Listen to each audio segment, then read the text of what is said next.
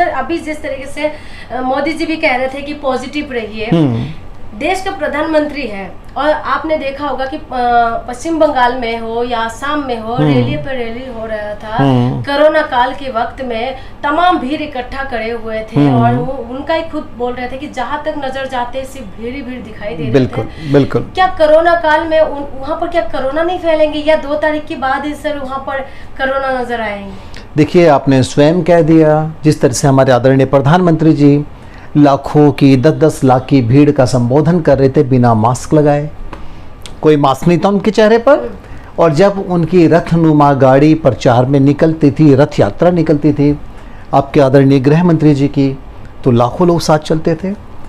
उसी पार्टी के जो राष्ट्रीय अध्यक्ष, मैं नाम नहीं लूँगा, जब वो दीदी के गढ़ में जाकर अशोभनीय शब्दों का इस्तेमाल कर कर जिस तरह से मास्क से डील कर रहे थे, वो भी मास्क नहीं लगाते थे। तो मैं तीनों बुद्धिजीवियों से एक चीज़ समझ गया कि they are very much positive. If they are very much positive, I have to be very much positive. यानी वो पॉजिटिव थे ना, उनको पता है पॉजिटिव रहो, कोरोना नहीं है, तो आई एम ऑल्सो पॉजिटिव। अच्छा, यही कारण है क्या कि इतना भीड़ के बीच में भी किसी कोरोना नहीं होने का? हाँ, मैं तो यही कहूंगा कि कोरोना नहीं है। इसका मतलब या तो कोरोना है नहीं, या फिर मेरे जो आदर्श नेतृत्व है ये कोरोना मानता नहीं। अगर ये कोरोना होता और यदि ये मानते कि कोरोना है तो इनको प्रिकॉशन ले लेने चाहिए थे। इलेक्शन कमीशन को पहले ही रैलियां बंद कर देनी चाहिए थी। जब आखिरी दौर का मतदान होना बाकी है, 29 तारीख को चुनाव होता है, तो उससे पहले आप कहते हैं 500 लोग से ज़्यादा आप भीड़ इकट्ठी नहीं करेंगे। मैं वही कहता हूँ कि अगर मेरे रमज़ान का टाइम चल रहा है, पवित्र महीना है, अगर एक मस्जिद में मेरे 10 मुस्लिम भाई नमाज़ पढ़ते हैं तो पुलिस वाले लाठी से पीटना शुरू कर देते हैं। तो आपकी 500 की रैलियों पर पुलिस ने कोई कार्रवाई क्यों नहीं की? आपकी लाखों की रैलियों में पुलिस ने कोई कार्रवाई क्यों नहीं की? आपका चुनाव आयोग मौन क्यों रहा? यानी हमारे देश में एक चीज़ बहुत व्याप्त है और बड़ी अच्छी तरह से प्रचलित है कि आप कुछ भी कीजिए, जब तक आपकी जुडिशरी आपके ऊपर डंडा नहीं मारती, आपको आपकी अकल, आपका विवेक, आपका ज्ञान काम नहीं करता। ऑनरेबल हाई कोर्ट, जो मद्रास हाई कोर्ट का जजमेंट आया, जो थप्पड़ लगा, तो honourable high court of Madras ने साफ कहा है कि चुनाव आयोग के ऊपर धारा 302 के तहत मुकदमा दर्ज क्यों ना करें, क्योंकि जेनोसाइड हो गया। लेकिन उसके बाद खैर दुर्भाग्य है, हमारे देश का राजनीति है।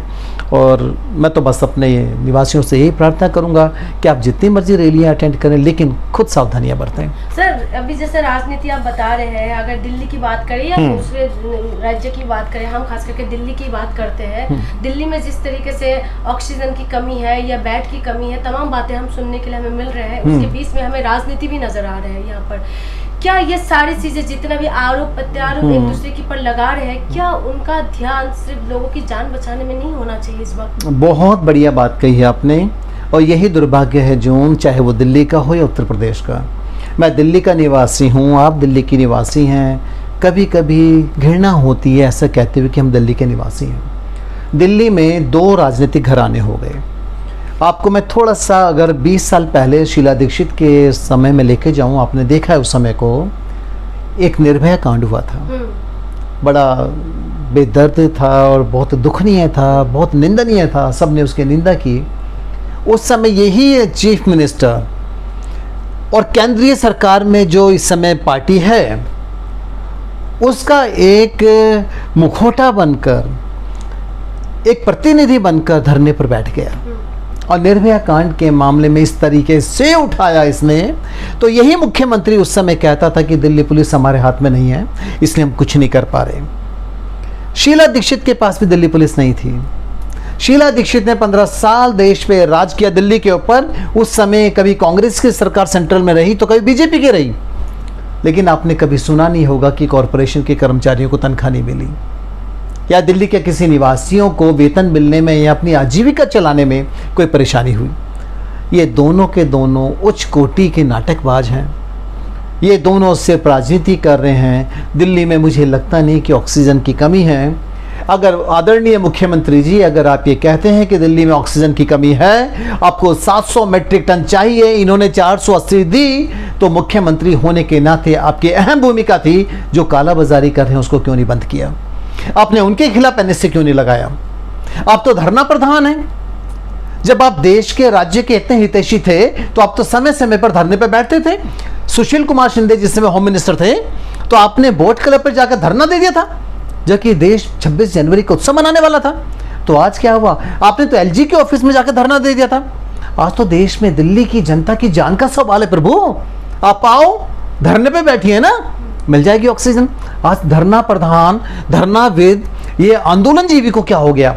ये तो मुझे साफ लगता है सिर्फ राजनीति कर रहे हैं और राजनीतिक रोटियां सेक रहे हैं। दोनों एक दूसरे के ऊपर लांछन लगा रहे हैं और इन्होंने दोनों ने यदि मरने को छोड़ा है तो मेरी भोली भाली दिल्ली की जनता को छोड़ा है। जिस तरीके से सर जनता, भोली वाली जनता मर रहे हैं और कोरोना का तांडव चल रहा है, उस वक्त भी एक पत्रकार रहीश सरदाना जो आज तक का एंकर है, उनका निधन हुआ है कल, आपने सुना होगा। जी जी सर, एक पत्रकार वो जब निधन हुए हैं तो हमें बहुत दुख है, हम खुद भी दुखी हुए हैं क्योंकि हम डेली देखते हैं उनको और आज हमारे बीच में नहीं रहे, हम दुखी है इस बात के लिए। लेकिन ऐसे हजारों पत्रकार मर रहे हैं, हजारों पत्रकारों के साथ इस तरीके की हालत हो रहा है। ये कोरोना से किसी न किसी चीजों से मरते हैं, लेकिन इस वक्त जिस तरीके से मीडिया आवाज को उठाना चाहिए नहीं उठाते। लेकिन कल उनका निधन के बाद चाहे गृह मंत्री हो या खुद अलग अलग राज्य के मुख्यमंत्री हो या खुद एंकर रो रो कर बता रहे थे जी। क्या अलग पत्रकार और इनके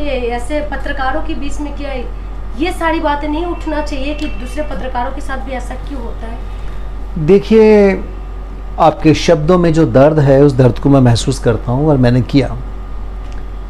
रोहित सरदाना अच्छे एंकर थे, इसमें कोई शक नहीं है। बल्कि एक बार मैंने आप ही के इंटरव्यू में कहा था कि अगर आप अपने बच्चों को टेलीविज़न से, समाचार के जो चैनल हैं उनसे अगर नफ़रत कराना चाहते हैं तो आप उनको रिपब्लिक इंडिया और आज तक, जिसमें टक्कर, दंगल, पूछता है भारत, मैंने कहा था, क्योंकि ये पता नहीं कैसे दंगल किसको कुश्ती लड़ा रहे हैं। लेकिन हाँ, रोहित सरदाना की जो दुखद मृत्यु हुई, मैं इसको मृत्यु नहीं बल्कि हत्या कहूँगा। और हत्या क्यों हुई? क्योंकि हत्या के पीछे, इस मृत्यु के पीछे इस सरकार का हर फ्रंट पर फेल होना था। आपके गुजरात के मुख्यमंत्री ने तो कहा है कि देश ने एक राष्ट्रवादी पत्रकार खो दिया। मैं आदरणीय मुख्यमंत्री जी, जो आप गुजरात से संबंध रखते हैं, मैं आपकी इस बातों को बिल्कुल भी सहमत नहीं हूँ। मेरा हर पत्रकार, मेरा हर किसान, मेरा हर एडवोकेट, मेरा हर डॉक्टर सब राष्ट्रवादी हैं, क्योंकि किसी को भी राष्ट्रवाद आपसे सीखने की आवश्यकता नहीं है। अगर आपकी नज़रों में राष्ट्रवाद सिर्फ बीजेपी का गुणगान करना है तो दुर्भाग्य है आपके लिए, मेरे राष्ट्र के लिए नहीं। ये मेरी पत्रकार हैं। एक कल पत्रकार जोशी जी की हत्या हो गई। मैं हत्या जानबूझकर बोल रहा हूँ क्योंकि कोरोना में जो आपकी प्राइमरी ड्यूटी सरकार की है, अगर आप अपने कार्य को नहीं करते तो यानी आप हत्या कर रहे हैं। आज यूपी और दिल्ली में जिस तरीके से मौत का तांडव हो रहा है, कोई भी नहीं छूटा, मेरा पत्रकार नहीं छूटा, मेरा पुलिस वाला, एक दरोगा उत्तर प्रदेश में अपनी वाइफ के लिए ऑक्सीजन मांगता रह गया, उसने दम तोड़ दिया।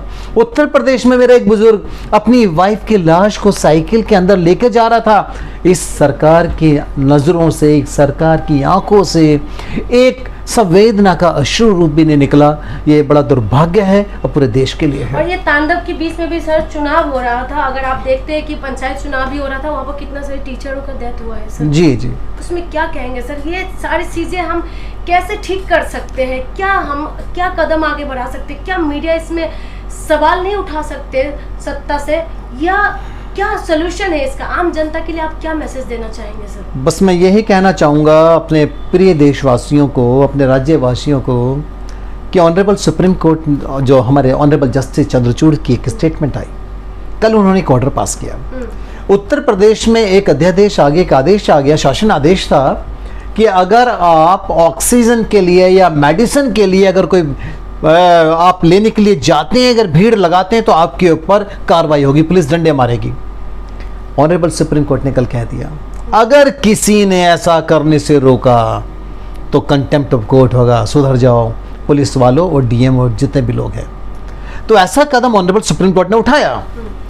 और मैं इतना बता दूं कि ये जितने मेरे पत्रकार बंधु हैं, हर फ्रंट पे आप लोग काम करते हैं। आपका तो ये है क्योंकि आप तो अपनी जान को हथेली पर लेकर चलते हैं। सारा संसार जिस समय हर अपने घर में बैठा हुआ है, आप फील्ड में लोगों से बात कर रही हैं, आप कवर कर रही हैं, आप वास्तविक स्थिति को सरकार की नज़रों के सामने लाने का प्रयास कर रही हैं। वो दुर्भाग्य है कि ये सरकार देखना नहीं चाहती। लेकिन अगर सबका लॉकडाउन आपने लगा दिया, एक रेहड़ी वाला रेहड़ी नहीं लगा सकता, एक रोज़गार करने वाला, मजदूरी करने वाला अगर मजदूरी नहीं कर सकता, तो आपको चुनाव लगाने की, चुनाव को करवाने की आवश्यकता क्या थी? आखिर ऐसी क्या विडंबना थी, ऐसी क्या परिस्थिति थी कि आपको चुनाव कराने बहुत महत्वपूर्ण हो गए? और जैसे ही चुनाव खत्म हुआ, देख रहे हैं आप कोरोना का ब्लास्ट जिस तरह से हुआ है।